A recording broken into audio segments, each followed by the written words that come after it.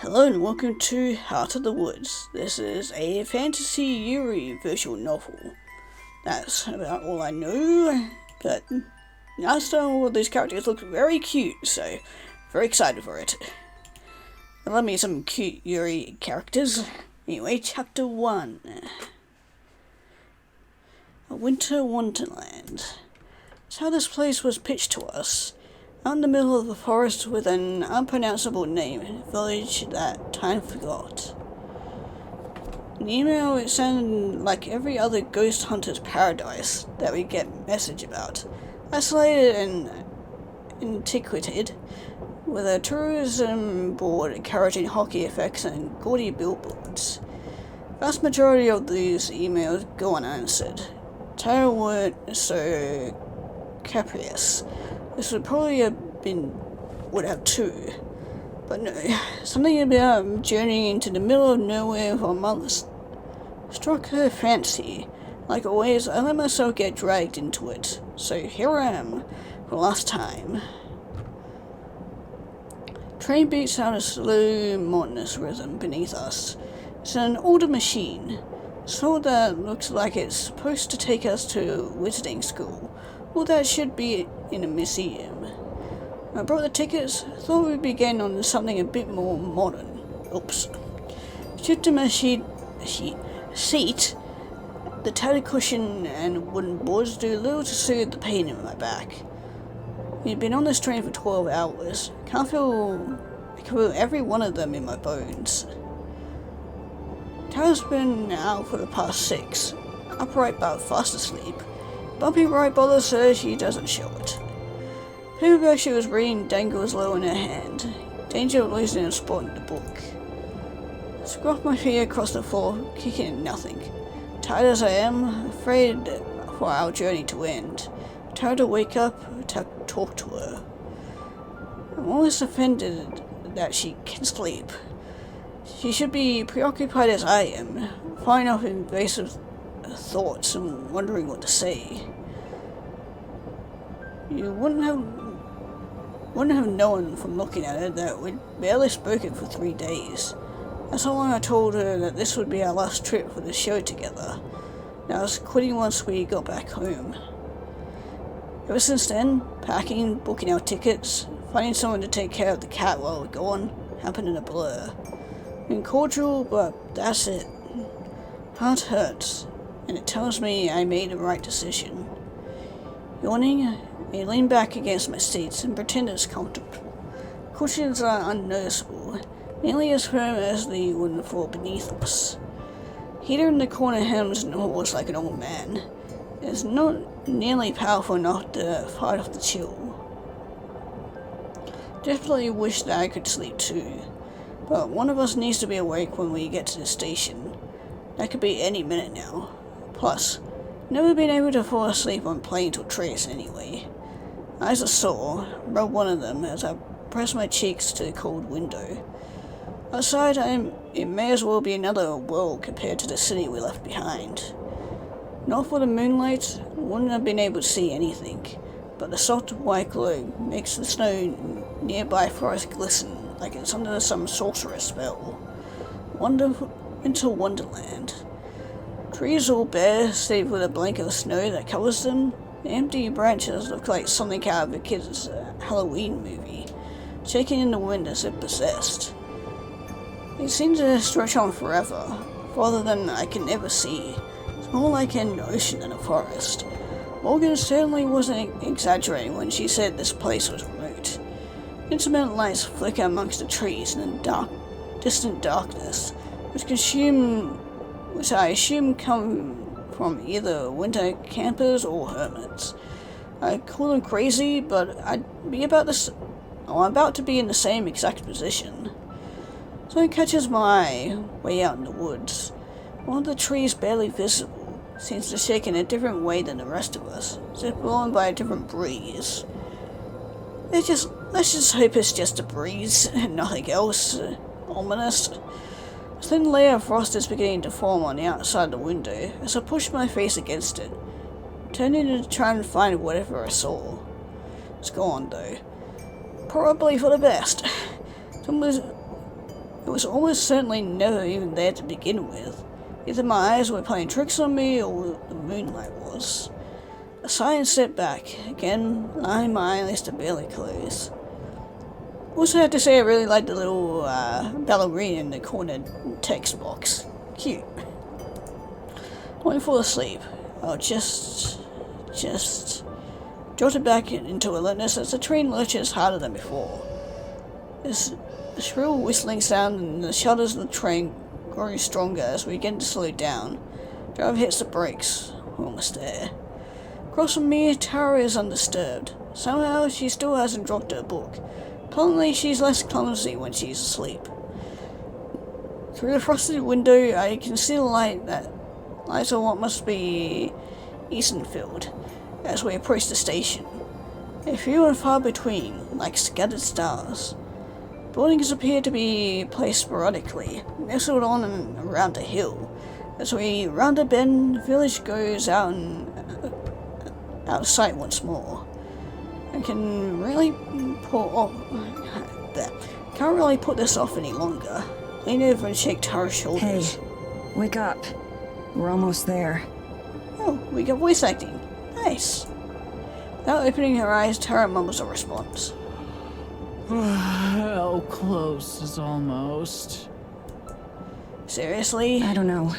Couple minutes? Okay, I'm getting up. She isn't getting up. I mean it. If you sleep through the stop, we're just going to...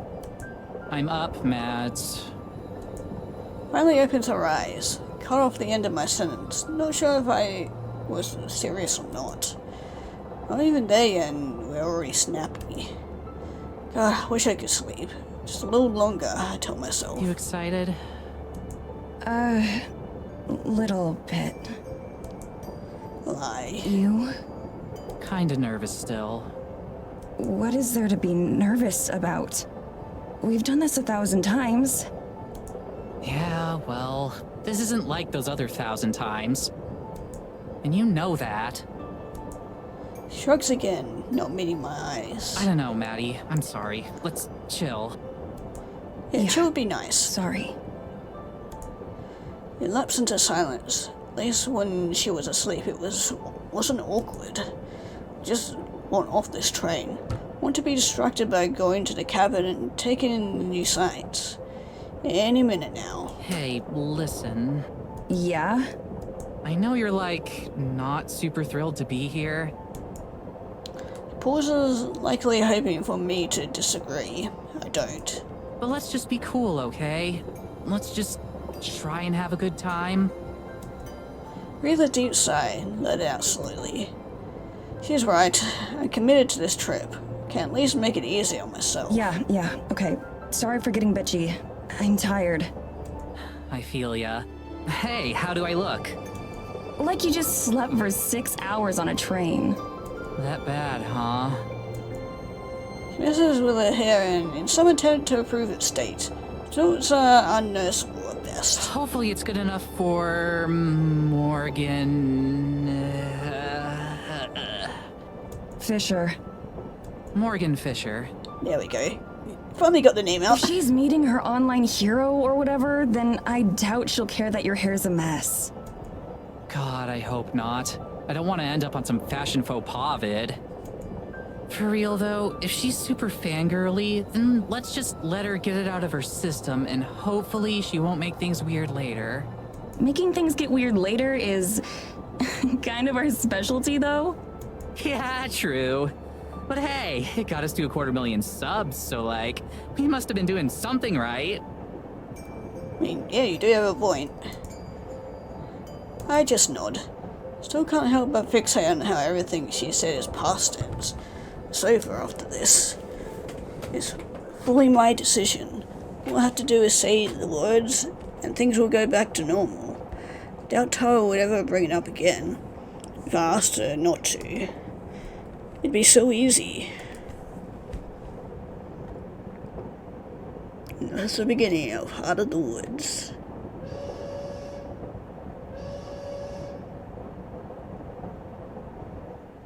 Yeah, we barely even left the train and already liking the art. Step off the train and into another world. Frigid wind saps the heat from my body almost immediately. Seif had been waiting until we arrived to pelt us until our skin felt like it was burning. I instinctively wrapped my arms around myself, trying to preserve what little body heat I have left. It doesn't change a thing. Might as well not even be wearing a coat for all the good mine does. As nice as it is to have the moon keeping things from being completely pitch black, could really go for some cloud cover right about now. Anything to keep some warmth around us. Tara doesn't seem to notice the cold. Armed with nothing but her signature jacket, she seems immune to the chill. There's oohs and ahs all over the rustic train platform, and there might be a ghost hiding in the rafters. Just a minute later, the train rumbles off into the night, leaving us behind, not a single passenger boarded. Tara watches it go, nodding in approval. Okay, this place is already killing it in terms of atmosphere. It's like she'd completely forgotten the uncomfortable energy that had filled the train. Back to her usual overly excited self. I should probably be bitter, but instead, I can't help feeling jealous of how she can just shake it off. She has a little pocket camera that she's been carrying with her. She uses it to take a few pictures of the inky blackness surrounding us. Glanced upwards at the lights, which hang from the ceiling. They're small candles, lit with real flames, as opposed to electric. One of them is blown out and swings uselessly in the breeze. They're about as ineffective as keeping away darkness as my coat is keeping me warm. Low light surely ruined Tara's photos, but she's napping away without a care. You know none of those are actually going to be visible, right? She ignores me. Should probably let her enjoy the moment. This place really does feel super eerie. I do, and it becomes apparent that she's referring to the silence. All around us is quiet. Even the sound of the train has faded, leaving us in total solitude. Flickering lights over Ainsfield seem possibly far away, but I know it can't be more than a half hour's walk. It's so quiet. Isn't that cool? We're definitely not in Kansas anymore. That's one way to put it. I train my eyes and ears looking for any hint of Morgan. He's supposed to be picking us up. I think the sound of a car's engine would carry pretty far out of here. For real though, I think this could be the place where we finally get some hard evidence. Something solid. Says this every time, but she usually sounds like she means it more. Just look at it. Something's gotta be out there. I can feel it. Both look off towards the trees. The train, it was difficult to see where they ended. Here on the platform, it's impossible. My expectations aren't any higher than usual, though, which is to say, non-existent. I wonder if Tara really believes what she's saying either. When she speaks again, her voice is quiet. That would be the perfect send-off, wouldn't it? It would sting. Damn it, not here. Not already. I want to try and deflect her away from this somehow. Set her back on her path. Let her enjoy this moment without me spoiling Who it. knows? Maybe this will be the one that finally gets you a con panel so you don't have to crash someone else's. That was one time, and their panel would have sucked without me. Voice was on edge of her typical bravado again. It's a relief to hear. I turn to her camera and give myself a moment to try and take in my surroundings. Not that there's much. Supernatural or not, there's something oddly serene about this place. That said, I like it a lot more if it wasn't so damn cold. I shiver and cross my arms even tighter. Surely Morgan will be here soon. I can't wait to see the village tomorrow. I hope it's like one of those museum exhibits with the little replica towns and people. In what way? Like, architecturally. Sounds out the word slowly. All rustic and old-timey. I can't imagine that it'll be that different from home. They've got to be modern enough for Morgan to watch Paranormal after all. If you're expecting people to be walking around in monocles and waistcoats, you're gonna be disappointed. Here I thought I'd finally get a chance to show off how amazing I'd look in a top hat. Reminds me of this one kid in my class who thought that all people who lived in the country wore like plaid shirts and jeans and a cowboy hat and cowboy boots. Then he came to our little country town and found out that's not actually true. I'm sure you'd be the teen heartthrob of the Victorian era. Gave me a brief snort of amusement. Her responses feel more muted than usual, but the fact that we're still able to banter is a good sign. Glad I can cheer her up, even if I was the cause of her low mood in the first place. However, after a moment, she looks back at me. Expression is serious for once. Okay, so about Morgan. Like I said before, let's give her a chance to get all the excitement out of the way first. We should be nice and friendly, but let's try to keep it professional. I never thought I'd hear you, of all people, say that. I find myself flashing back to all the unprofessional situations I've had to extricate Tara from, ranging from bad one-night stands to actual police custody. God damn, Tara.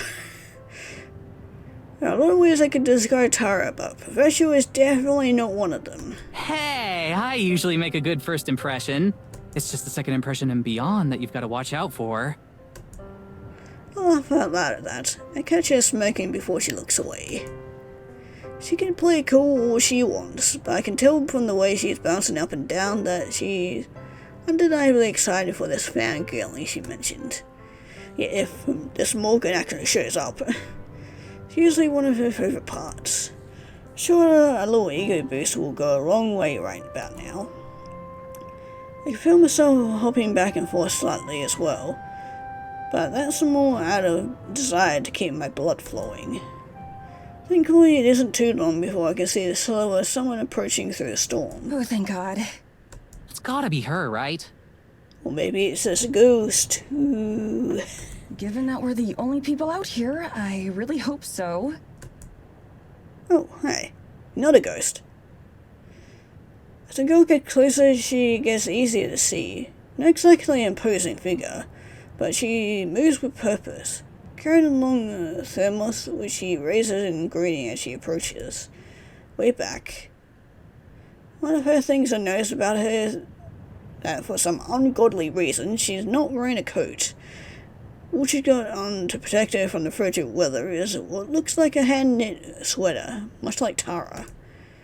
When she reaches the platform, she greets us with nothing more than a tight smile and a small nod. Not exactly the geeking out Tara was expecting. Hey there, you two. Sorry I'm late. Voice is friendly but flat. Sounds like she hasn't slept in days.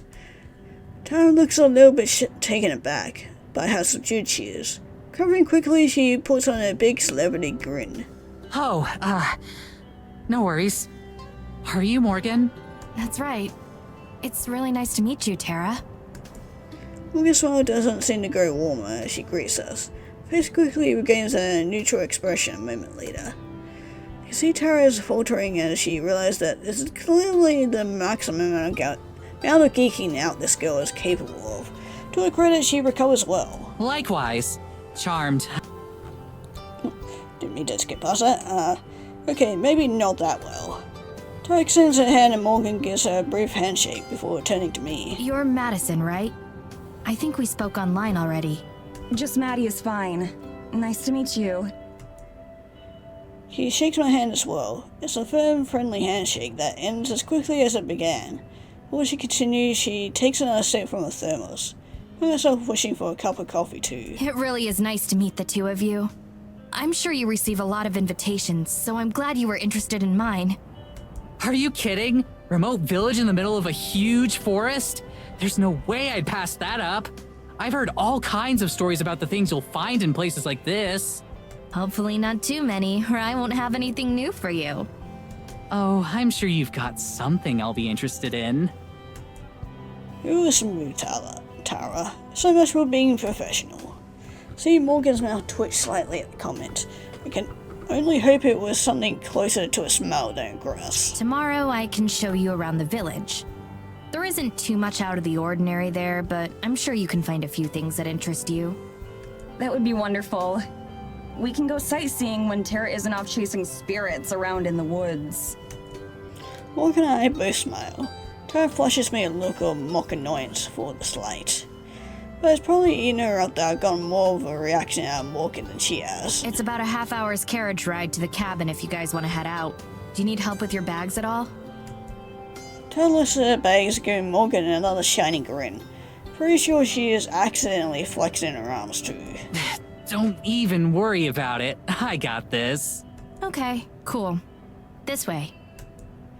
As we follow her, I can see Tara behind her. Never seen the wind get taken out of her sails like that. At least that gives her another thing to think about besides my departure. Wait a second. Did she say carriage? No way. We're standing in front of an honest-to-God horse-drawn carriage. If it wasn't for the little white puffs of breath coming from the horses' noses, I'd be willing to believe that it was some kind of commemorative statue. Oh, hell yeah. So, yeah, it's definitely remote if they're having to resort to horse and carriage. This is so cool. Is it yours? It belongs to my family. Given that there aren't any roads through the woods, there isn't really a point to anyone out here owning a car. Yeah, and that's probably why she took so long. We're closer, examining the craftsmanship as best as I can in the moonlight. The sign is fairly bare bones, but a few flourishes here and there and some semi-ornate painted finishes made it clear that it was something built with love and care. Somehow I'm the only one who seems intrigued by our ride. Tara, come take a look at this. As I speak, I look back and see her standing completely still, as if the cold has her rooted to the spot. Give me a sec. I'm just taking in the view a bit. From a distance. Oh, are you afraid of horses? I mean, you're Ghost Hunter. Hey, come on. Trying to act nonchalant, but one eyes keep looking towards the horses. Her previously genuine grin has turned into a very nervous grimace. Slowly inching forward, she scoots further away from the horses as she approaches the carriage. I doubt she planned for the part of her first impression be Morgan learning that she is absolutely terrified of horses. She had better at least learn to tolerate them, or this is going to be an even longer trip than I expected. Wait, if this is the only way through the woods, how are we going to get back and forth between the cabin and the village? Don't tell me we'll have our own carriage. Neither of us can drive one. Oh, I'm going to be driving you. I can take you back and forth and help you navigate the woods. You didn't expect me to just let you wander around a forest in the middle of nowhere without a guide, did you? Tara, still slowly making her way towards the carriage, does her best to give me a look of excitement. If anything, it resembles the look of a panicked hostage.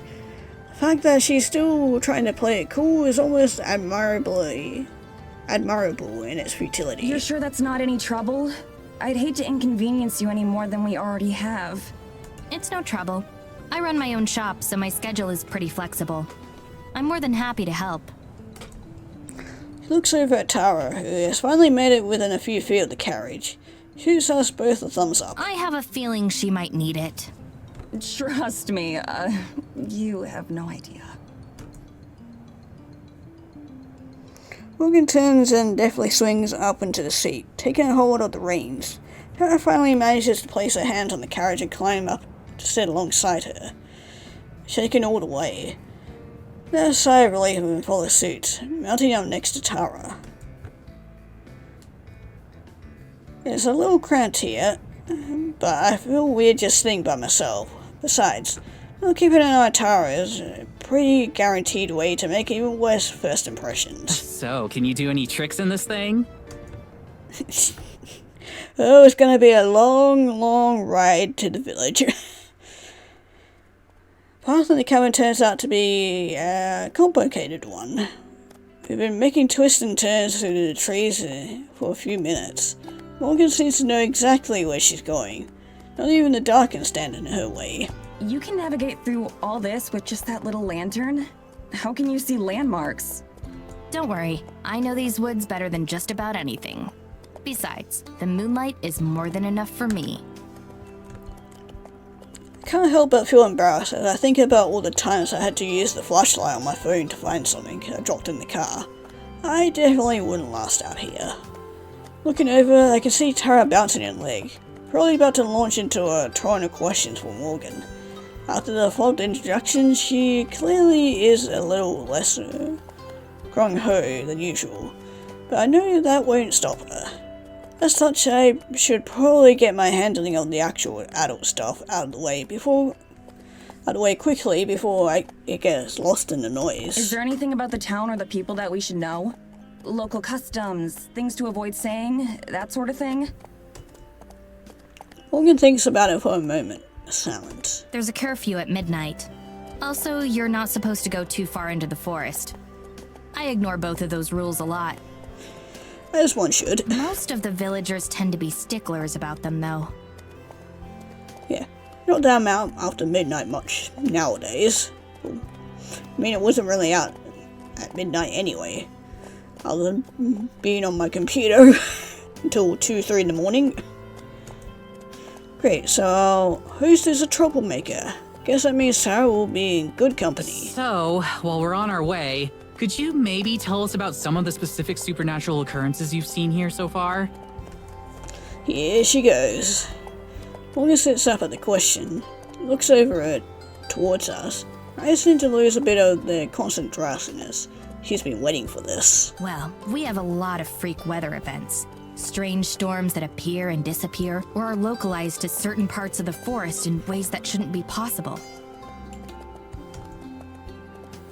Tara nods solemnly, already truly enraptured by what Morgan is saying. Sometimes when I walk in the woods, I can see strange lights here and there, like tiny little stars inside the forest.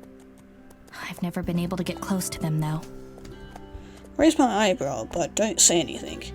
We've had countless cases of strange lights before, all of which have ended with a rational explanation. Doesn't seem to dampen Tara's spirits, though. Not to drift off. This is more in Tara's jurisdiction anyway. I'm sure that they can just wake me up when we get there. There's also my cat. Your cat is a supernatural occurrence? I mean, if you ever owned a cat, yeah. Especially with the amount of noises that they make at 3 o'clock in the morning. She can talk, so I'd say so. She can talk? Hell yeah. Listen at me on my trance. Looking over at her, I expected to see her holding a laugh or sporting some kind of mischievous grin. Her face is as serious as it's ever been when we arrived. Your cat can talk? Like, talk the way a human does? Yes, she's very well spoken, in fact. Try to hide a sigh. Weird weather and lights in the wood are ambiguous enough that we can play along with them.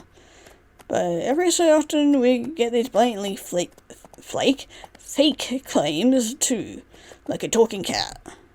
Tara, however, initially perks up at once her words sink in. Can't actually believe her, right? So, could we talk to her? She won't mind if I ask her a few questions, right? Let me guess, she only talks to you? I was hoping you'd ask. I think you'll be very interested in what she has to say. The whole thing is clearly some kind of joke, but Tara is absolutely taken in. Can practically see the wheels turning in her head as she plans out her follow-up questions. That's never good. So, do you have any ideas about what could be causing it? Something in her diet, maybe? I don't think so. Have you been feeding her some kind of special Eisenfeld cat food? Can I try some? Oh my god, Tara.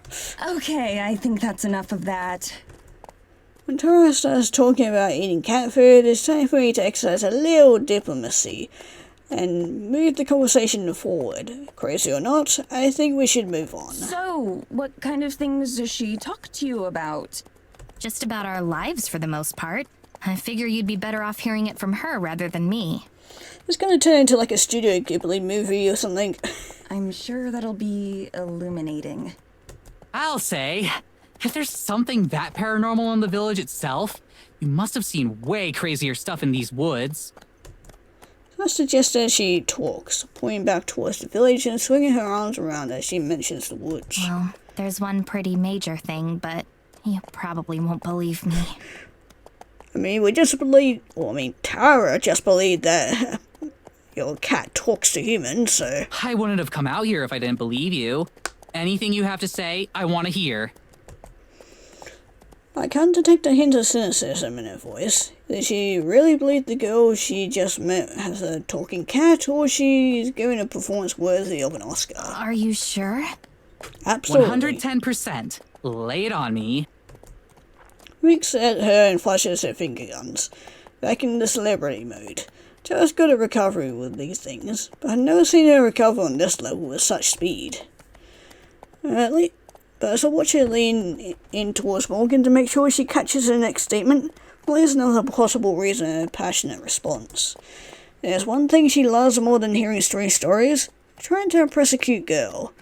Now things are starting to fall into place a bit more. Well, one of the main reasons I called you out here is I'm not sure if it has a name, but it's some kind of forest spirit. Spirit? Like a ghost or something? No, something physical. Some sort of massive creature. Like the forest came to life. Like a forest nymph? Or Bigfoot? Or a Yeti? Okay, this is new. Even the crazier fans don't get this outlandish. But Tara's absolutely eating it up. No matter what her reasoning is, I'm glad she is having a good time. Is there anything else you can tell me about it? Does it speak or anything? Have you managed to interact with it at all? Is it more kaiju-sized or more basketball player-sized? I've only seen it once, unfortunately, so I don't know too much about it. I've searched for it a number of times since, but without any results. Who knows? Maybe you two will have better luck than I have. That's what you're best at, isn't it? In terms of talents, I'd say it's certainly up there. Morgan's mouth turns up into a smile, but a similarly genuine smile. The expression grows slightly less intimidating. I knew you'd believe me. Nobody else around here does. I feel a pang of guilt as that thought crosses my mind. Crazy as this story sounds, it can't possibly be easy feeling rejected in a community this isolated. No wonder she was so eager to bring us into the fold. So, how far away would you say we are from the cabin? We should be coming up on it any minute now. I'll help the two of you get situated and then head back. I'll be happy to tell you more about the spirit tomorrow. Thank God. Oh yeah, great. That's great. I'm exhausted.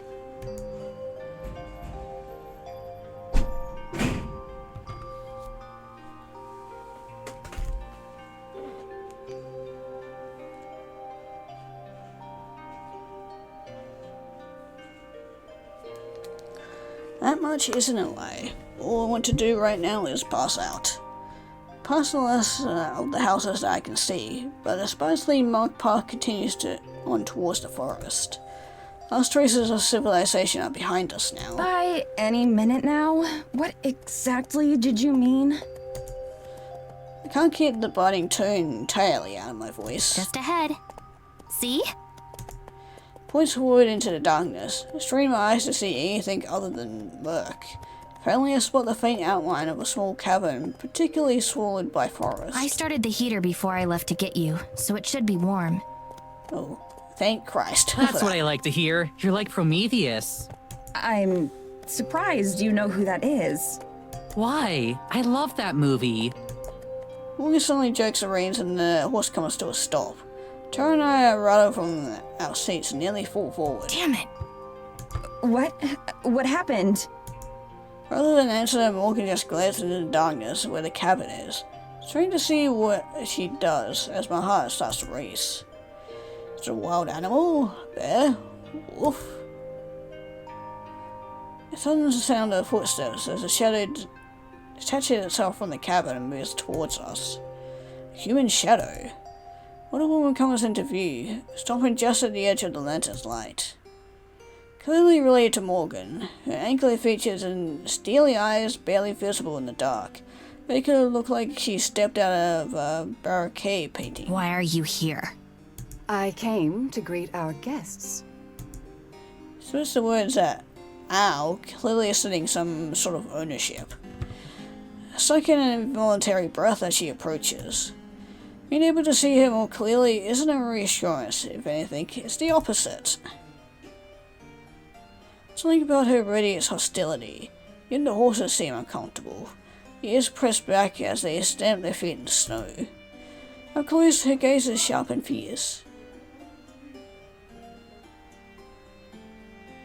Her face is proud and sunken, cheekbones jutting as if her face doesn't quite fit. Makes her look older than she does. Which of you is Tara? After on thin, she looks from me to Tara, and then back again. Just thinking that process makes the discomfort grow. Keep waiting for Morgan to intervene, but she doesn't. Tara and I exchange a quick, nervous glance. Clears her throat and leans forward, offering a handshake. That's me. Morgan's Tara stretches hand for a moment and ignores Welcome it. to Eisenfeld. My name is Evelyn, the mayor. Who are you? Just inflicts to me, like a hand on a clock. I'm Maddie. Madison. Tara's manager? I see. Clear that she's judging us, though I have no idea on what. Are you done yet? They're tired. You can interrogate them later. Just what exactly is she volunteering us for? Interrogate is kind of a strong word. Host makes absolutely no effort to disguise the loathing in her voice. Town as small as this one, can't imagine her speaking to someone as important as the mayor. Like that is a good idea. But Evelyn appears entirely unfazed. May's in the middle of the trail, blocking our path. She and Morgan stare each other down while Tara and I sit painfully uncomfortable silence. After at least a minute, the mayor finally steps out of the way and heads back up the way we came. We'll speak later. Yeah, sure we will. Clearly a command, not a request. Carrie sits immobile until the sound of Evelyn's footsteps are lost to the night. So, and even beyond that, So she seems nice. Statement seems to snap Morgan back into the present. Morgan flicks the reins and we begin moving again. Turns around to face us, looking genuinely apologetic. I'm so sorry about that. I thought she'd at least wait until tomorrow, and I'd have some time to prepare you beforehand. Is she your mom? Technically. What? No way! How could you tell? The family resemblance? Morgan purses her lips. Unfortunate, isn't it? Long story short, I didn't tell her that you were going to be staying here until this morning. Speechless, hoping that it's just a joke and the punchline fell flat. But Morgan's clearly serious. For the second time in a handful of minutes, I'm wondering what we've gotten ourselves into. Tara laughs, though I can tell it's forced. Well, it's no big deal, right? It's not like she runs your life, Yeah. Silence. right? Eventually, Morgan nods. Right. We shouldn't get into it right now, though. I'm sure you'd rather sleep tonight. You see Tara gathering the breath to disagree and tell Morgan that we'd love to hear all about her family issues right now, so I head her off. Yeah, we would. Whatever family drama it is that we're getting ourselves involved in, it can at least wait until I'm not about to pass out. Carriage comes to a stop just a few feet away from the door.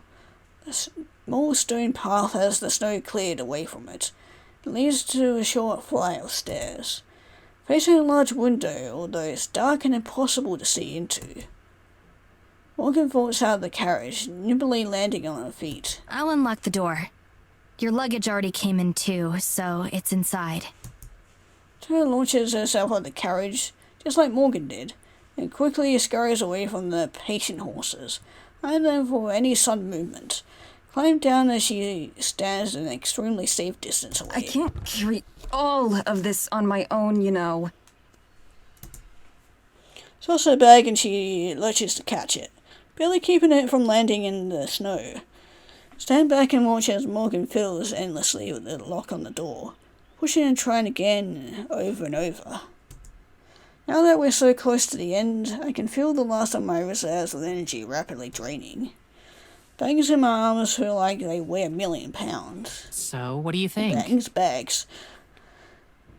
She mutters as quickly as she can, though her timing couldn't be worse. I think I want to go to bed. Same as ever, then. You know me. Rubbing my arms, I peer into the forest, just beyond the first few lines of trees.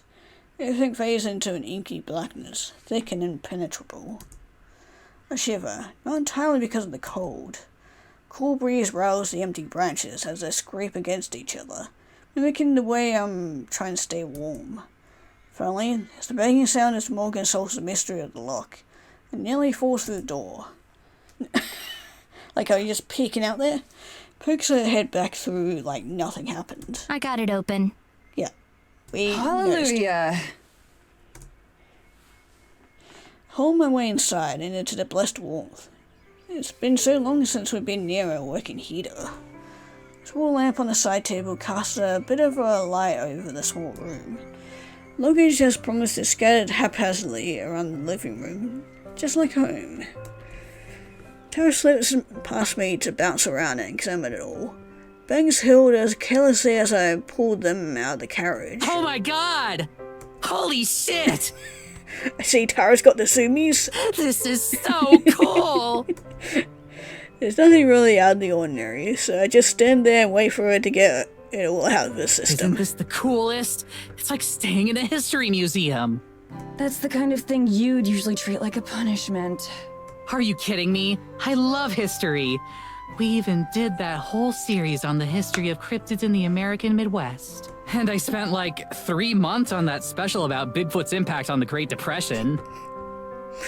I love you, Tara, sometimes. That's one of my favorite episodes. I had never heard of the theory that FDR was a cousin of Sasquatch.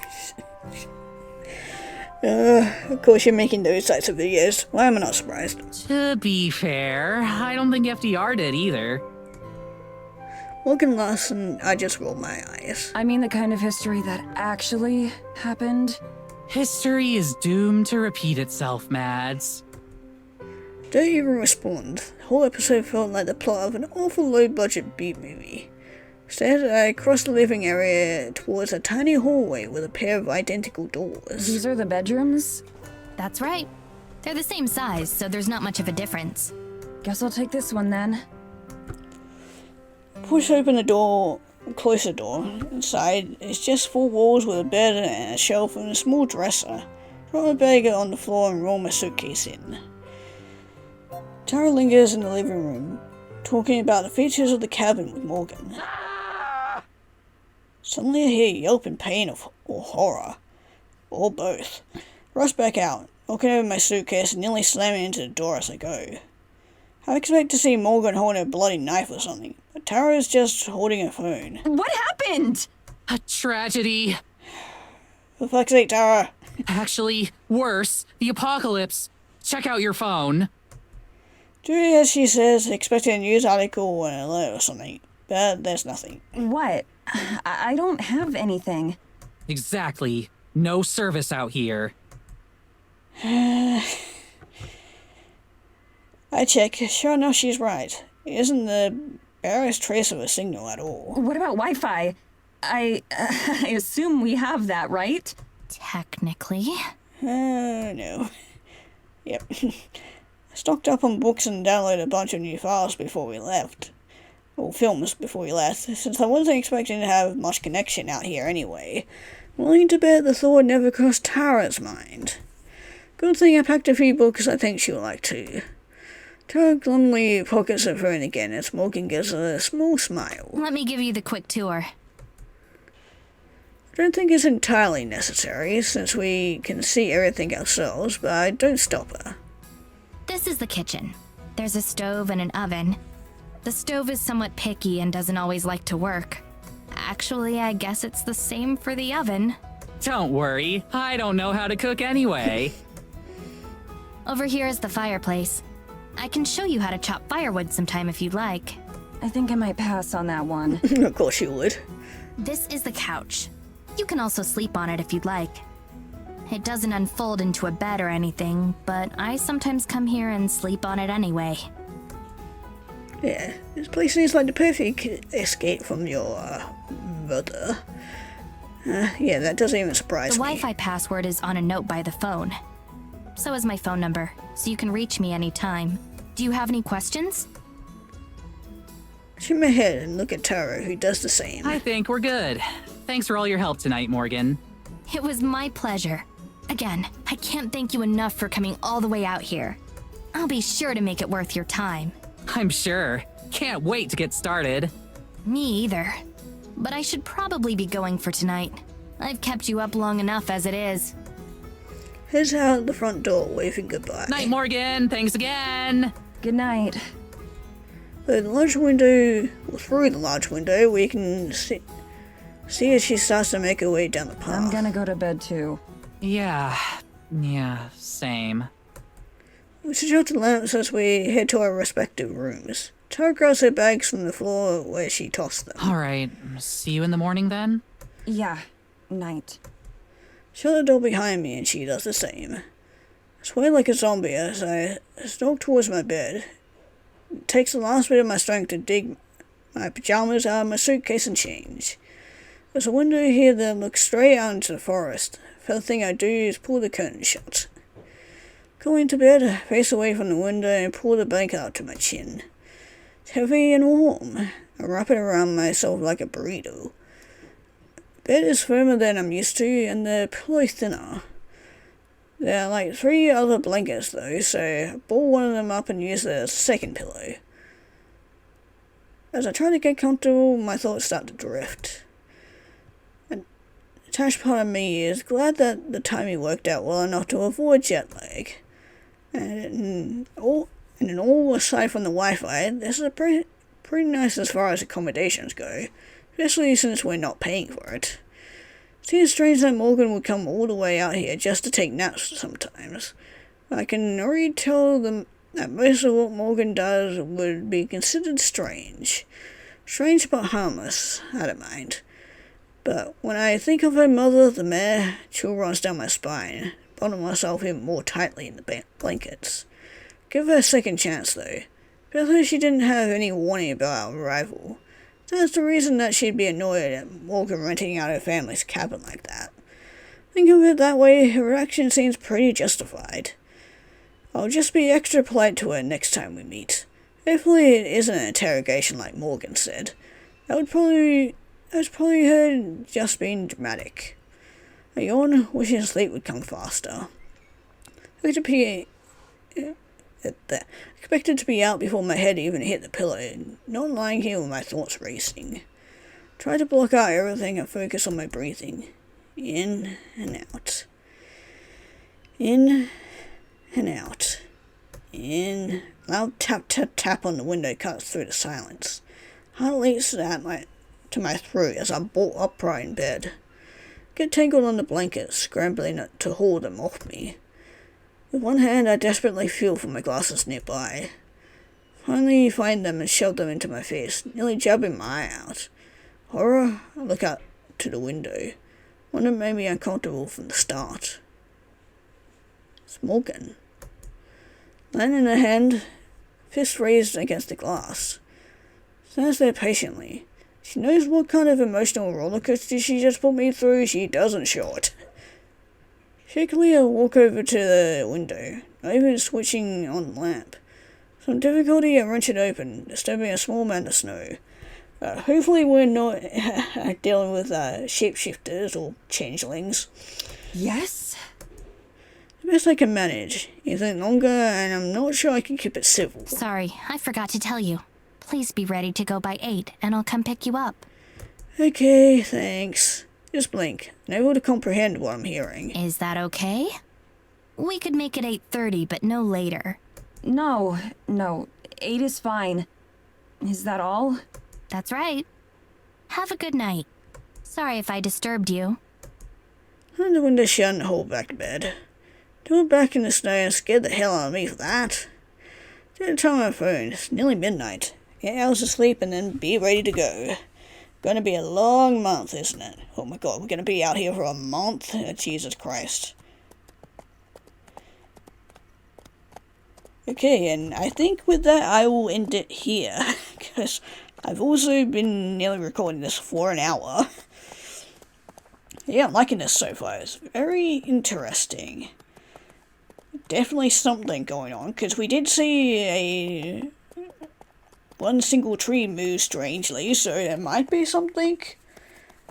But yeah, there's a lot of drama going on between the two main characters, and then also Morgan and her family, so there's that. But yeah, if you guys want to continue reading this for yourselves, link will be down in the description below for this visual novel, and we'll be moving on to the next one. Hello and welcome to the Garden of the Seif, Chronicles of an Assassin. All I know is that this is a visual novel, so yeah, it seems really interesting from the screenshots I saw, so let's start a new game.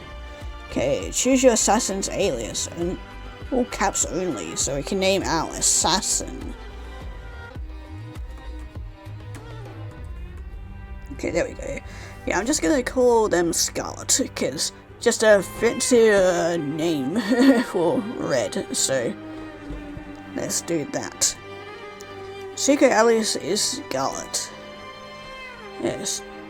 Stat choices, build trust stat points or betrayal stat points. Heart of Dagger notification will pop up after your choice. So yeah, we get either betrayal or trust. Flavor choices can affect the dialogue. Sometimes flavor choices can unlock new information. Okay, and branch choices. Some choices can lead to an abrupt end or steer the course of the well, I was wanting to read that. Life is full of surprises. 1 second you could be side by side with your best friend, partner in crime, honey to your tea, stars in your sky, and then, just like that, love in life is dead. You're sharpening your blade on a quest to kill any bastard even remotely involved in the raid that killed him. I've heard some call me the one-eyed assassin, but I prefer Scarlet. It's dignified, anonymous. Sure, this whole killing people for revenge might not exactly be normal. Maybe the typical response to mourning a loved one's death would be a couple of months' tears and poured after a pound of Mara's special almond rose petal cake. Maybe a month or two of sitting in bed, curled up in the dark, agonizing over what was, what could have been. Yeah, that would have been the normal route to take. But listen here, life, I'm full of surprises too.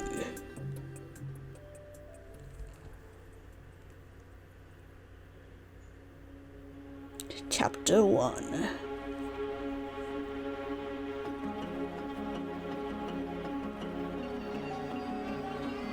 Night is fresh, and the hunt has only just begun. Air is hazy with white smoke that fills the tavern with a rich cherry scent fused with a spicy taste of sour ale. Four men laugh drunkenly at the table near me, but their baritone voices are drowned out by the rhythmic percussion of the musicians' tunes. They sway to the beat of the drums as I glide around the room, searching for my victim. Venom. Rumor has it that he had been passing through the spitting cobra for the next few days.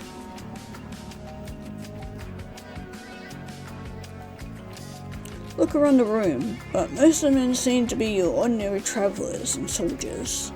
Then I see a man, hooded figure draped in lavish, vibrant colored linens, metallic armor covering his left shoulder. Jacket stained with a sanguine shade like dried blood. Gaudy, tasteless gold outlines his armor, buckles that fashion his suit together.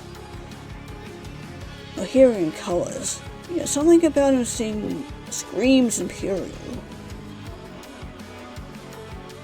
Pompous man, you got a little chunk to your cheek, but I can work with it. What in hell, Seth? The person man sitting in the back of the lounge stands out like a sore thumb with his sober eye and a wicked smile. Well, hello there. No, he's definitely not Nohirian. There's no Imperial badge sewn anywhere on his clothes. There is an air of danger in his demeanor. His eyes lock with mine, a chilling stare paired with a mischievous smile.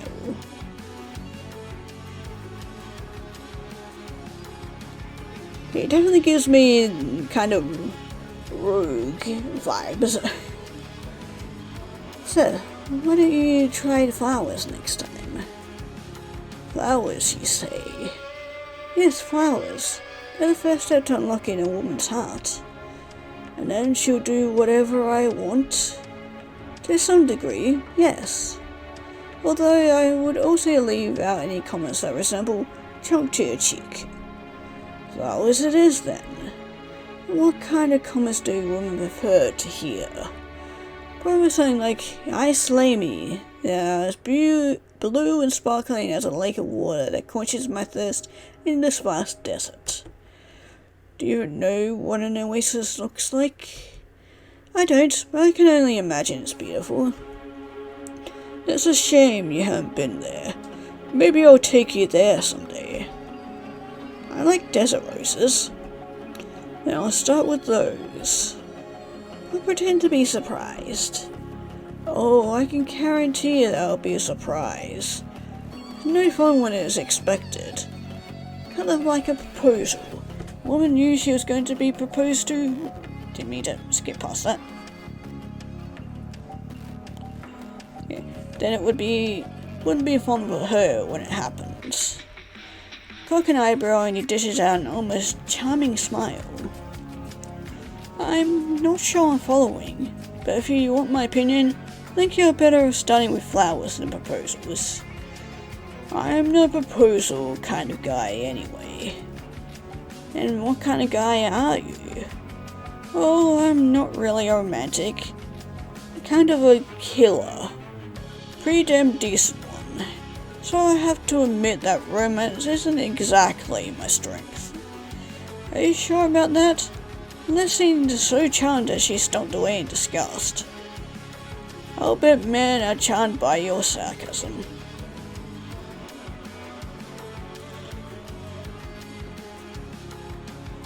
He stands up and offers me his hand. Staring at his palm, dumbfounded. Am I supposed to be compensating you for these sweet words? Of course not. You couldn't afford me anyway. I smirk, half amused. I would like a lesson in the art of dancing. I thought my sarcasm was less than enchanting. Well, apparently you're the best I can get around here. I look through my nose and I accept his offer as he leads me to the center of the room, where there is ample space for us to dance. Feel the harmony of the flute saturate the air with an enchanting mood. Seth slides his hand over the small of my back as his other hand intertwines with mine. We sway gently as the ambience of the tavern shifts to something softer. A couple of girls dance gracefully around us as the coins dangling from their skirts clink together. What's your name? Layla. That's a unique pair of eyes you got there, Layla. Like I haven't had that one before. Feel them exhale a soft chuckle. Is that funny? I'm just surprised. Tell me something, Layla. You added an unnecessary emphasis on my name.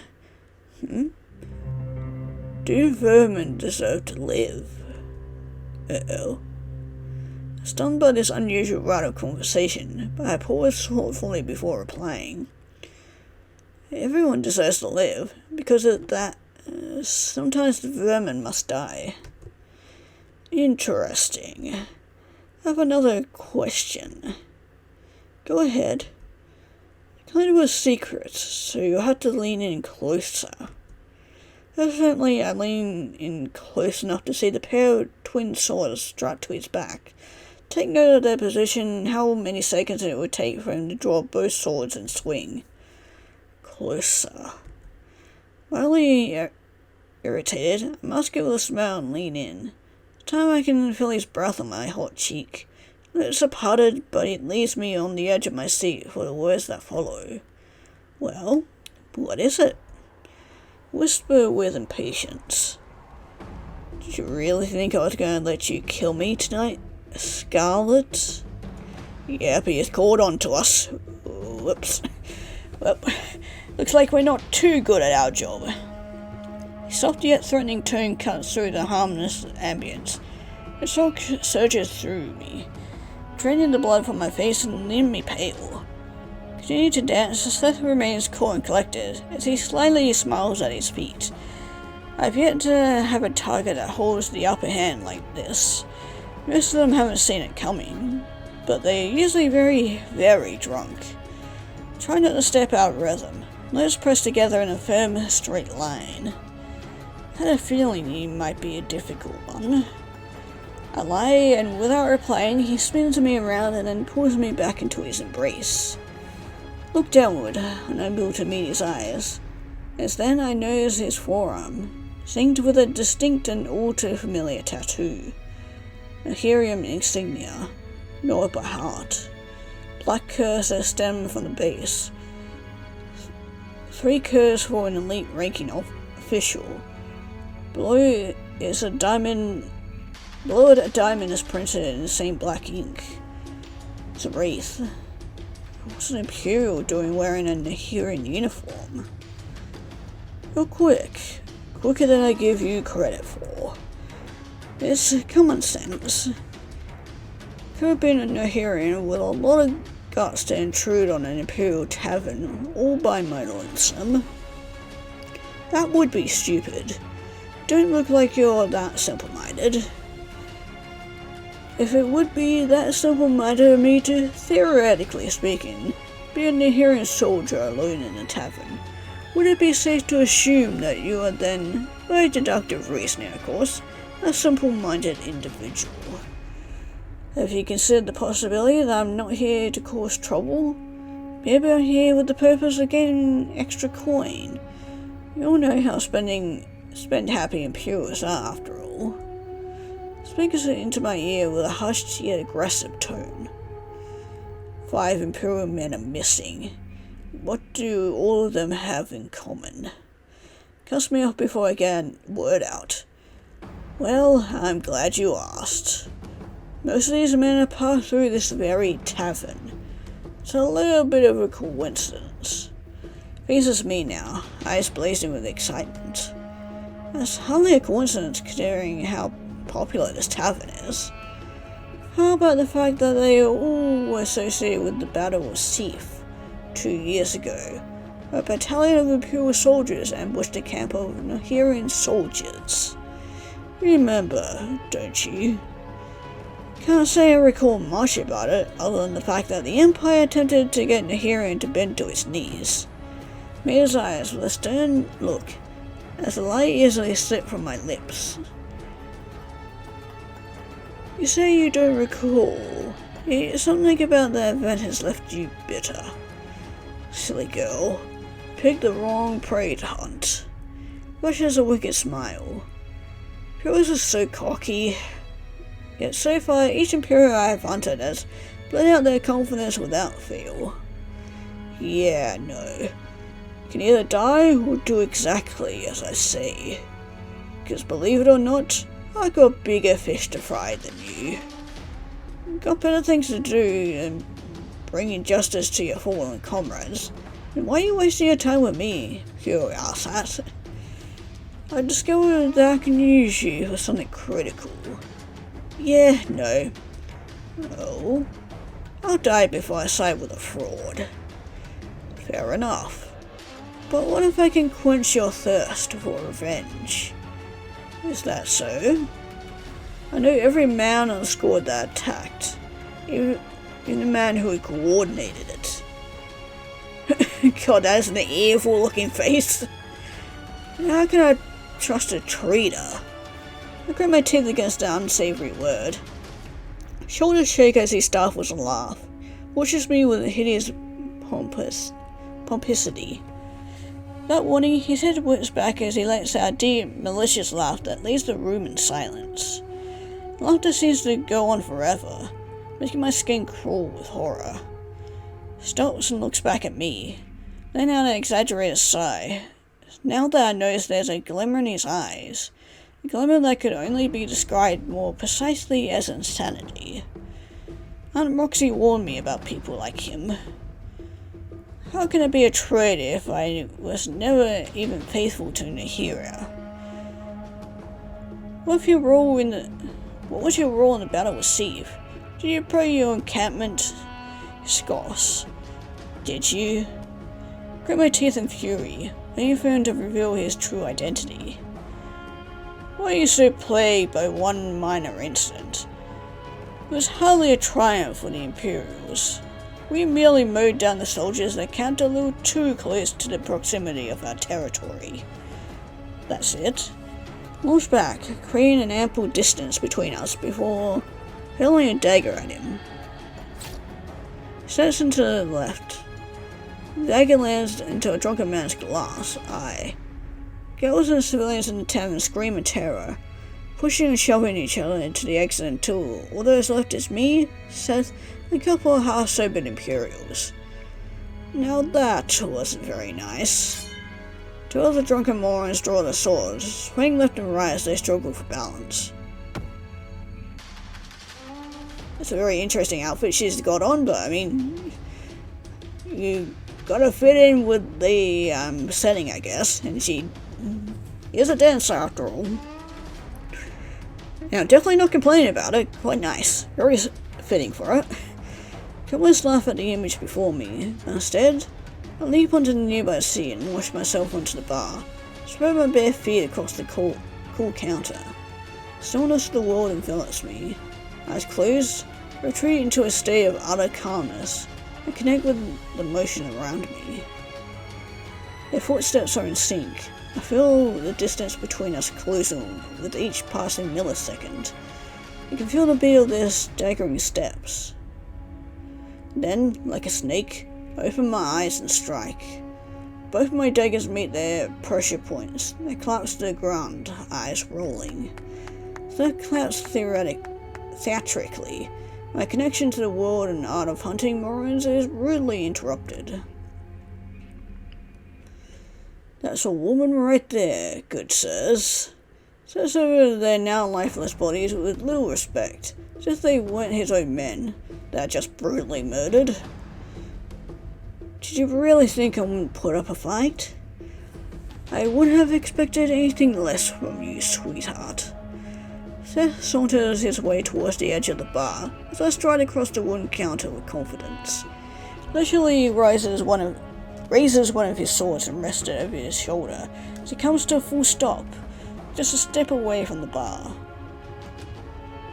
Places his other sword and places it on the counter as an offering.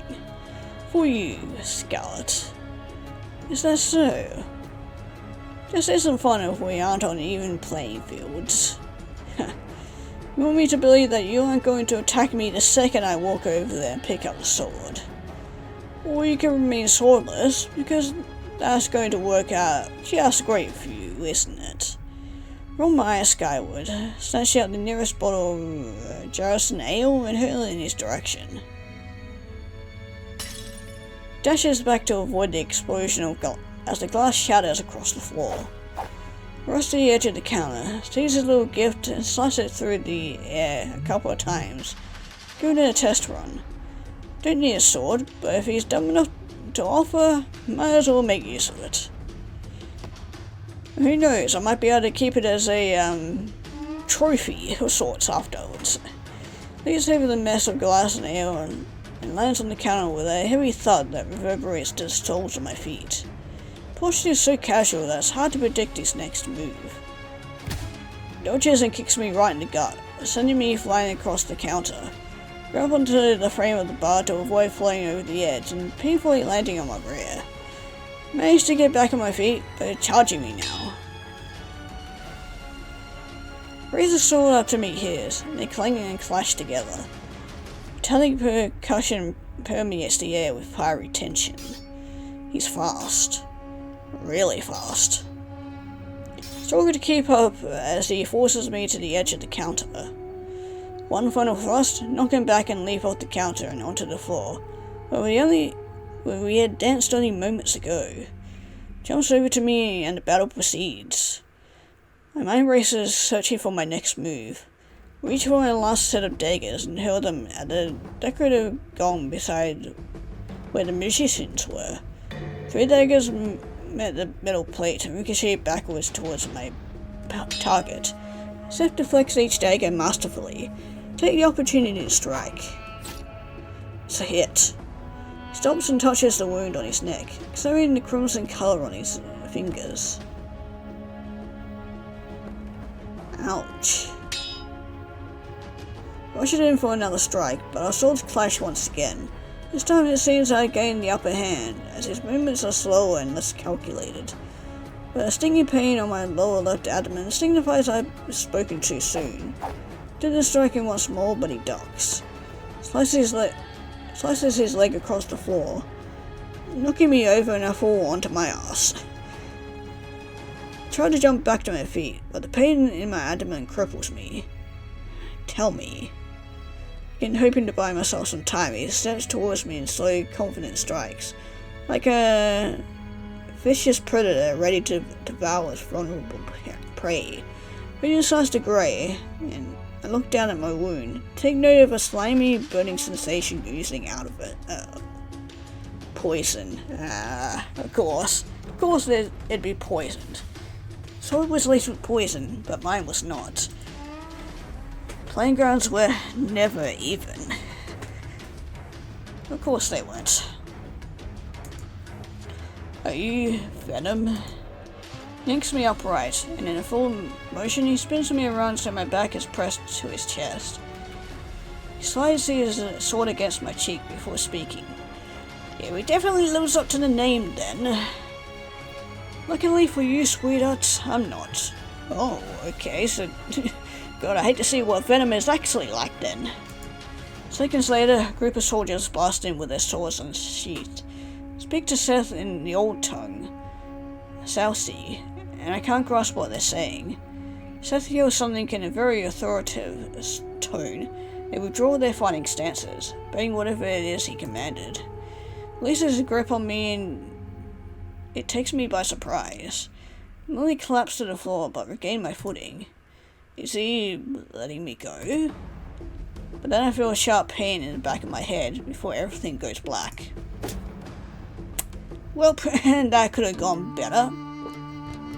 And on to chapter 2.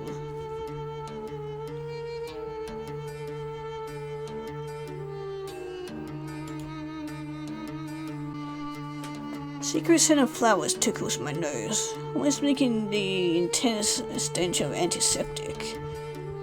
We found fresh flowers in Nahiria. Well, maybe we're not even in Nahiria anymore, because God knows how long we've been out for. Courtney sheets against my skin feel strikingly unfamiliar. I peel my eyes open to a brightly lit room that isn't my own. Where am I? A girl with a tangy orange hair sits on the windowsill nearby. Curtains sway gently, flowing past my childhood friend. Spins around, eyes wild with excitement. No one can say anything, feeling arms wrap around me. Oh, thank goodness you're awake. We're so worried. Mara? You're killing me here. Whistles hoarse, and my throat feels as dry as the Drowder serpent's tongue. How long have I been out? Just a couple of days. Halo said you'd be awake by last night, but we still were sound asleep. We started to worry. Well, look who decided to come back to life. Iris, what the hell did you get yourself into? Julian, my other childhood friend, chicken wing eating partner.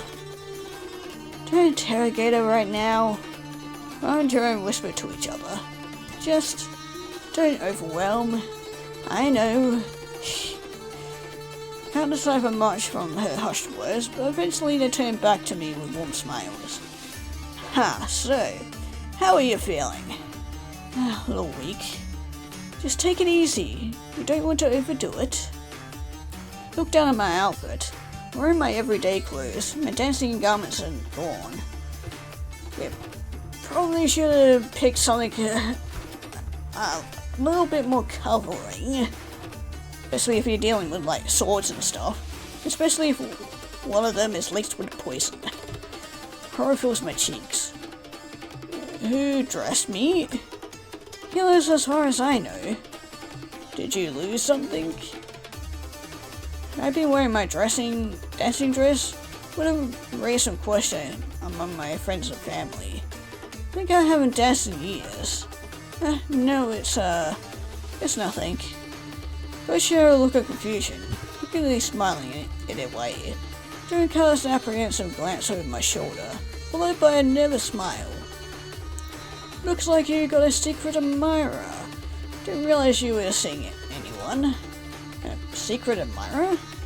Not that I know of. Besides, I haven't seen anyone for years. Never had the time, or the care to. They cranked my head in the direction of his gaze.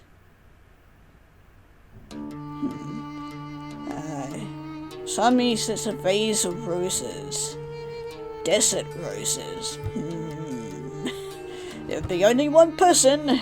The person who attempted to kill me. Although, technically I was attempting to kill him, so I guess we're kind of even. Single rose costs about 500 coins. Something tucked inside is a note signed "Get Well Soon." I have no idea who these are from. Oh, come on, you know. Well, I'm placing my bet on that one guy.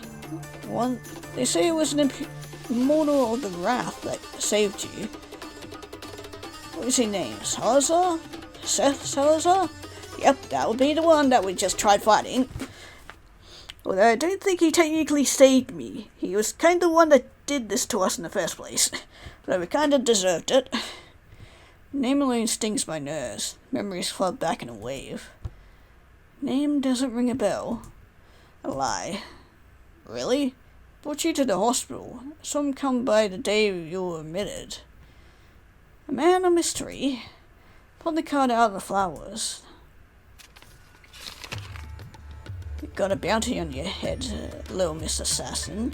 Let you analyze with caution. Imperial asshat. Of course. Had to sign it like that. The Lord goes to sign his name. That was just plain stupid. Push his little prodigal joke in my fist and shrug. So, what did it say? Is it from who I think it is? I apologize, but I don't kiss and tell. I'll let them bathe in their curiosity. Secret love letters. Secret late night excursions past curfew. Got to teach me how to get past the guards that late. Duran, I mean, that's very unsafe of you, Iris. You both know a capable woman. I may have failed to join the Immortals, but I can still hold my own. Duran shoots me a pair of finger guns. Those words have no value when you say them with your ass print in a hospital bed. I'm gonna give her the benefit of the doubt and say she put up a pretty good fight. Truth be told, I hardly remember a thing. I graces my lip with ease. I shrugged the conversation away and reached for a food tray beside me. I'm sure I'll come back to you soon. Right, but hopefully not too soon. Sour lime custard is divine. Wouldn't mind spending another night or two here. Let me try. I grabs the spoon and stills a taste.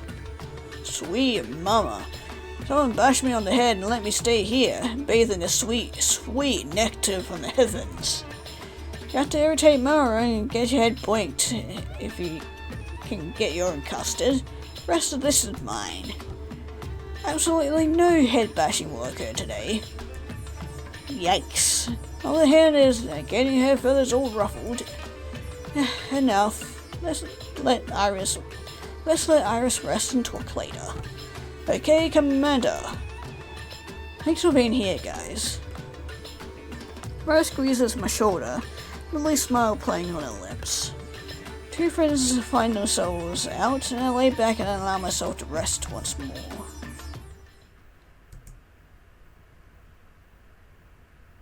After my morning snooze, another visitor welcomes me. Kid. Aunt. Oh. He sighs. You're out late again. You got yourself into trouble this time because of it. Yeah, your mother is worried. You know, it's just a facade. And you know that's not true. It's half true. Well, I care. I can turn a blind eye to your secret adventures. That doesn't make it any less dangerous. Not doing anything dangerous, I'm just looking for wildflowers to sell. I'm opening my own store in the bazaar. If we can make enough, silly, I'll be out of your hair. You're welcome to stay with me as long as you like. Makes no difference to me. I like having you around, kid. You're funny, and you're full of trouble. It's my specialty. What are those, over there? Supposed to gaze towards the flowers next to me. Those are from some guy named Seif. Dropped me off at the hospital. Blacked out, so I don't remember anything. She scoffs, looking up at the ceiling as she takes another slow, contemplative drag. How quaint. Do you know him? He was Rose's best friend. Rose was Roxy's fiancé, but he disappeared a few years ago. Mortal Force declared him deceased, but a body was never found. What a long-faced kid. Knew him over that catastrophe. Took away toes and feed my honey and lemons. It was a long time ago. It's quite a fond moment. Well, I'm glad you're able to let it go. You know me, bounce back like a rubber band, and so do you. So, are you ready to leave this flaming hellhole yet? I think so. Good. Healers have some herbs to heal up your bruises and alleviate your fatigue. Let's gather your things. Was I wearing this outfit the whole time I've been admitted? I believe so. I was only able to pop by once. Fortunately, work has had me rather tired lately. Roxy had joined the Immortals as an investigator. There's been an uptick in the numbers of slayings occurring. Sultan has me delving into the matter. A swallow. Slayings?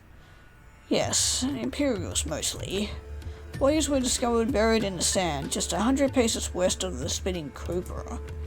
Grandma saw a line custard and gave it a couple of pokes with a spoon, pretending to be occupied. Isn't that a good thing? No, you'd think, but the Sultan wants this matter dealt with quickly and quietly. The person responsible for these deaths is Nahirian, could put us at the brink of an attack, or worse. Right, wouldn't want to piss off the Empire. Lathan might already be planning the next move. Well, if you ask me, sounds like someone is trying to give Lathan a warning. What makes you say it's the work of one person? Well, I don't know. It probably isn't the work of just one person. Greatest crime is done in tandem, after all. This will somehow, anyhow, is evidence for why you shouldn't be out past curfew. I'll try my best. I have to go.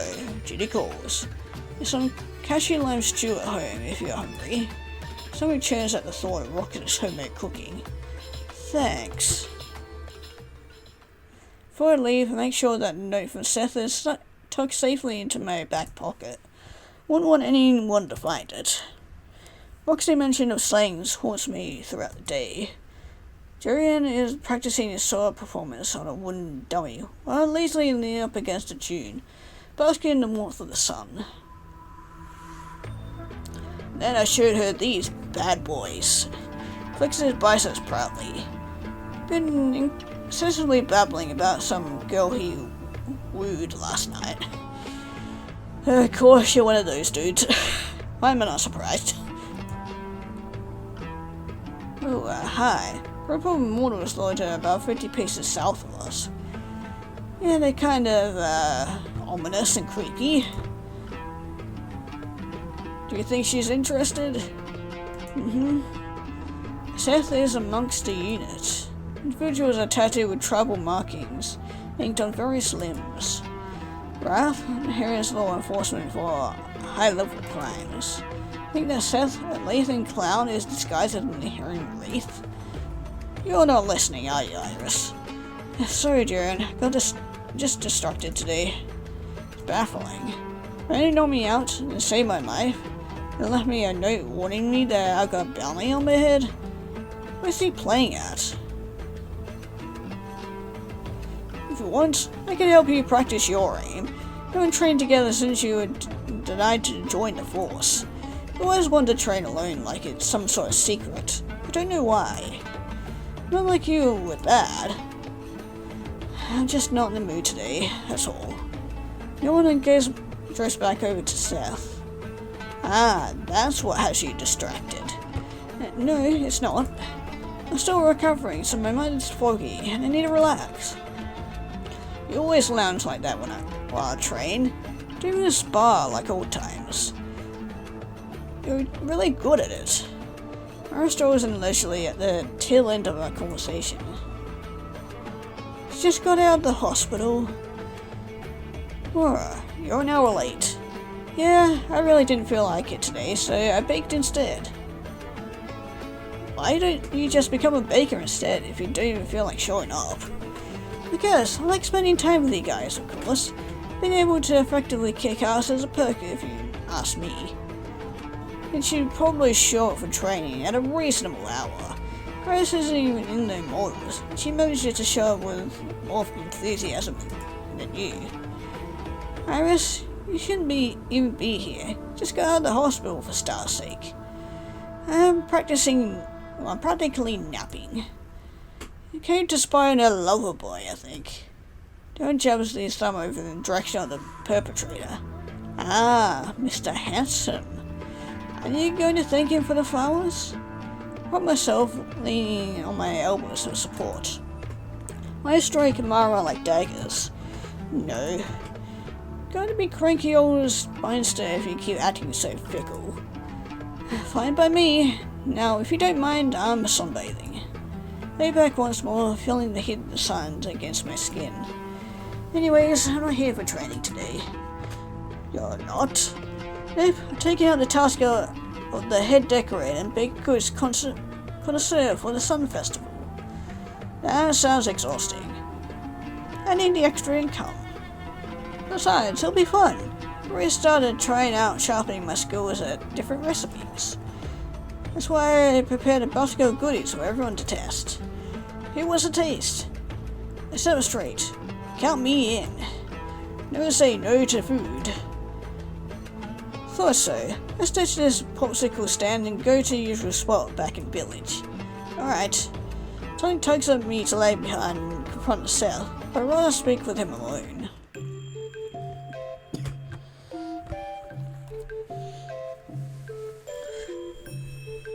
I have to say, I quite like the art for this game. It's really nice. Okay, may I present with you a fresh batch of carrot zucchini muffins. Don't like the sound of that combination. Unveils the basket, revealing a dozen muffins. She and her mother make them whenever they can afford the vegetables. Rose family runs the best bakery in the Western District. I think I finally tweaked the recipe to perfection. What do you guys think? Sure good. Joe's mouth is stuffed with pastries. So buttery and sweet. Never guessed there's zucchini inside. Joe, remember when you gagged when I asked you if you wanted to try my first batch a couple of months ago? Well, look at you now. Buzz with a cheeky grin. Alright, now for the festival reparations. Listing the two of you as my little helpers. Freeze mid-bite. Wait, is this a bribe? Well, when you put it like that, you're recruiting us for you as your little helpers.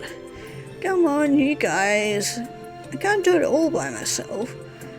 There's so many decorations and pastries to make. Mara, I can't bake. Or cook.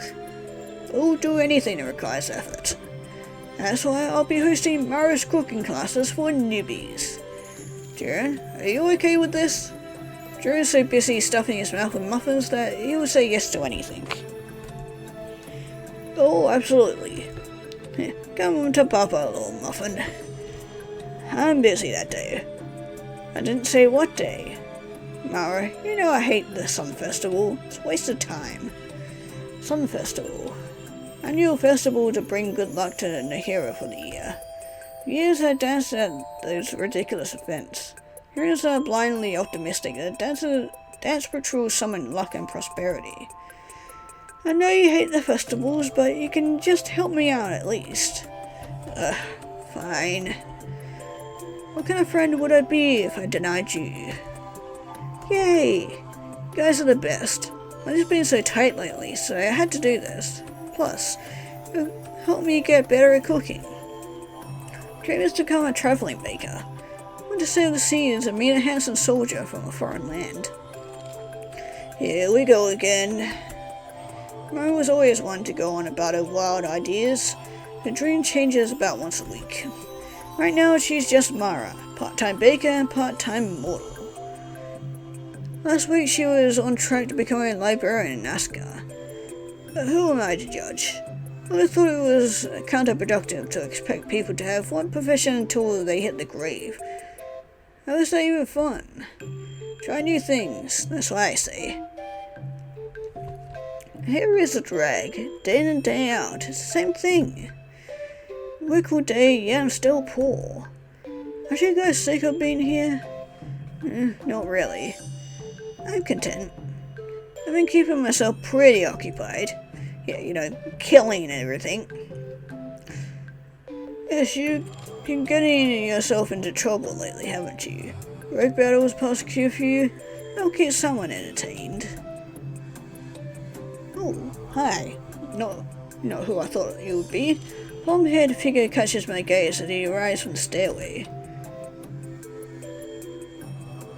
Mouser, a good man. I'm surprised to see you out and about. Mouser responds with a cool gaze. Yes, well, I've come to pay heed to the injured Lady Iris. I'm happy to see that you have recovered. I smile cheekily. I bounce back like a rubber band. That's what Roxy says. You recovered quickly, just in time to enjoy the festival. I'm delighted to hear that you are well, and I wish someone would have informed me that Iris was released from the healers. You kinda just jumped right back into the swing of things. When I heard you were hurt, I was painfully worried. All these things outside the city would be devastating to us all if you were caught up in the matter.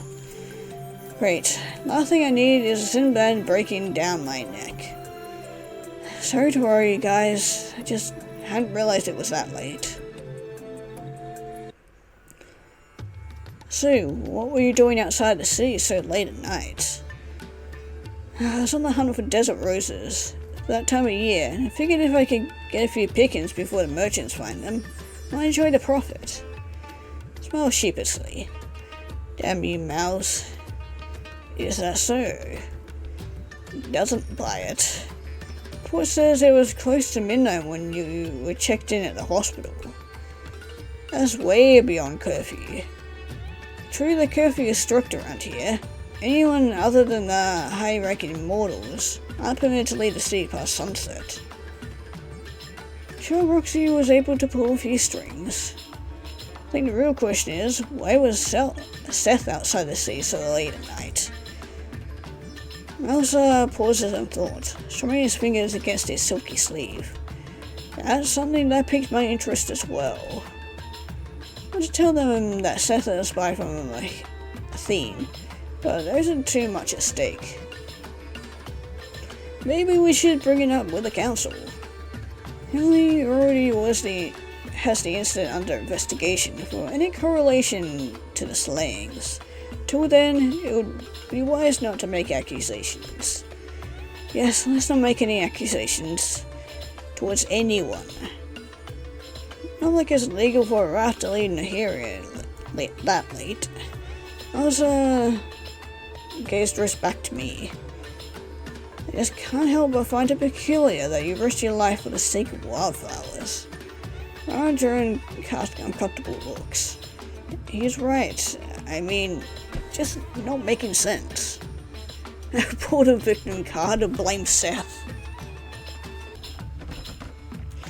Okay, let's pull the victim card, because I don't think blaming Seth would end well for anybody, so I'm going over the incident, alright? Sometimes I just need to wander the desert odd hours of the night. I'm sorry, Iris. I didn't realize you were still so... So what? No idea you were still working through everything. Political tensions are on the rise now, Iris. Just want to make sure you aren't getting into trouble.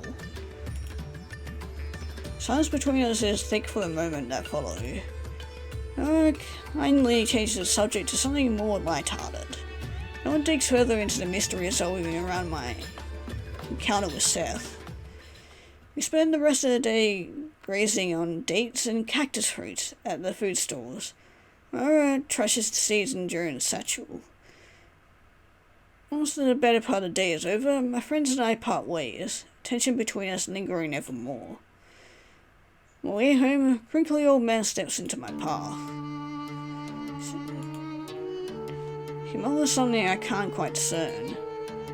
What did you say? Snakes and scorpions. Okay. You look like you need some direction in life. I have just a trick for you. No thank you, maybe next time. Don't be shy. Come closer, girl. Allow me to read your aura, free of charge. I acquiesced. I'm not sure why. It's like he's alluring yet mischievous about her, and it draws me in. How intriguing. Leans in, eyes fixated on mine. It smells like orange peels and pixie dust. Yes, I have heterochromia. Oh, I didn't even notice. Oh yeah. A little bit hard to tell, but yeah, one color. Yeah, she has different eye colors. It's just a bit light to be able to tell. Not that. Your future. What about it?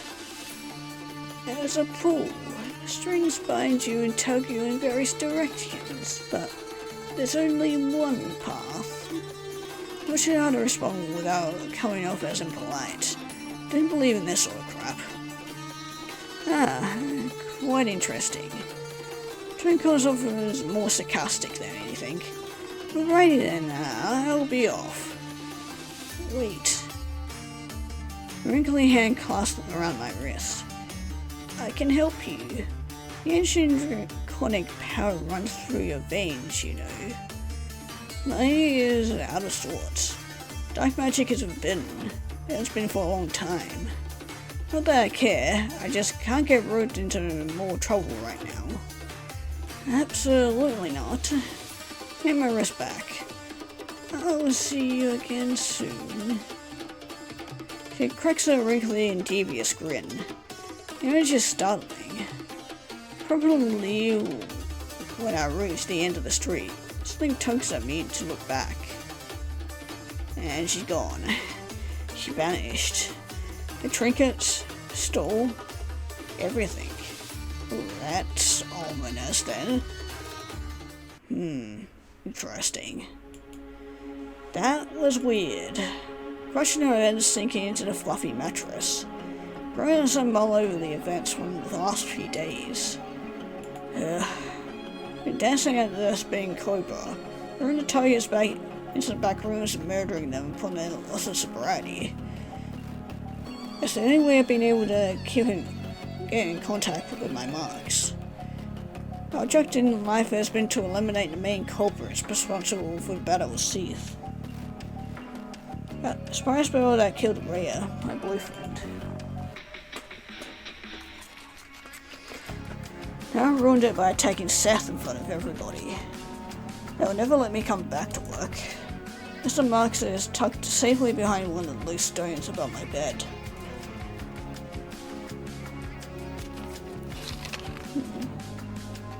And at the pickle stand, the lady who kicked me out of the bookstore. Bloodshaded, Swift Cat, Ignite, General Jafar, Shift. Could Seth be Venom? Well, he said he wasn't, so Seth is Imperial, so that would make sense. As a and then venom at the bottom.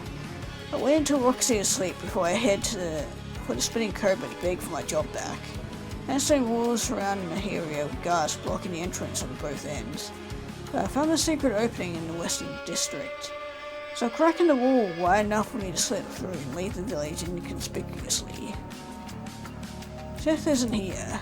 I had to get acquainted with the new staff, starting with the bartender. Hello, I'm Layla. I'm a dancer here. I'm Mercer. Are you new here, Layla? Not exactly. There was an incident, so I'm here to ask for forgiveness. I heard about that. A lot of people got fired. Imagine that sort of incident was bad for business. Anyhow, apologize, but we're short-staffed. I have to get back to work. It's nice meeting you, Layla. You as well. Layla, that's a pretty name. Customer sits beside me at the bar. Ooh, hello there. Haven't seen you in here before. They call me Dust Hunter. Dust Hunter sits at the bar, usually leaning over a hot cup of coffee. Clothes are unique, regional even. Looks back at me with a tired gaze. That sounds ominous. Is that your real name, or dare I ask? It's a real name. Ah, you're not Lethan, assassin in disguise, are you? Man doesn't look the slightest bit amused by my sarcasm. I hope this guy doesn't turn out to be Venom. Kidding, we all have our secrets nowadays. There's safety and ambiguity. Sure is. Take us all a minute until he greets me with his gaze. His eyes a mysterious shade of blue, so dark that one could mistake them for black. Holds a dainty porcelain cup. Aroma of coffee purifies the sour, really tainted air. His eyes are familiar. Coffee. There's travelers around here before a stronger elixir to satisfy their needs. I'm from Askar. We tend to drink a lot of coffee. Voice is a whisper in the wind. There's something odd about him. Well, I should get going now. Gotta beg for my job back. Playing a dangerous game. Excuse me? Yes, quite a siren you are. You must have me mixed up with another girl. Looks around vigilant of potential eavesdroppers. The order was to eliminate a heterochromatic female assassin. I think you fit the bill. Shit. Oh, well, it gets around fast around here. I shouldn't have come back here. Waitress strides over with a coffee pot in hand, pours the mysterious man another round of her roaming jitter juice. He waits until she leaves to continue speaking. Could put a tempting price on your head, posting the guild's orders. Someone she dead or alive. Are you here to kill me? If you are, have you know that someone has already tried that and failed. Miserably. He chuckles. No, Miss Lappers. I'm not here to kill you. Here for something else. Knows my name somehow. Going to play it off like I don't know what he's talking about for as long as I can. I want to know your role in these slayings. I don't know what you mean, sir. Don't know anything about the slayings. It's all a mistake. Whoever you guys are after isn't me. I'm just a dancer. I saw you fight Seif. Ah, fuck. You're not just a dancer. It was self-defense. Going to get yourself killed. You're out of your mind if you think you can take down the Deathstalker on your own. The Deathstalker? Yes, the flame-haired man that you fought the other night.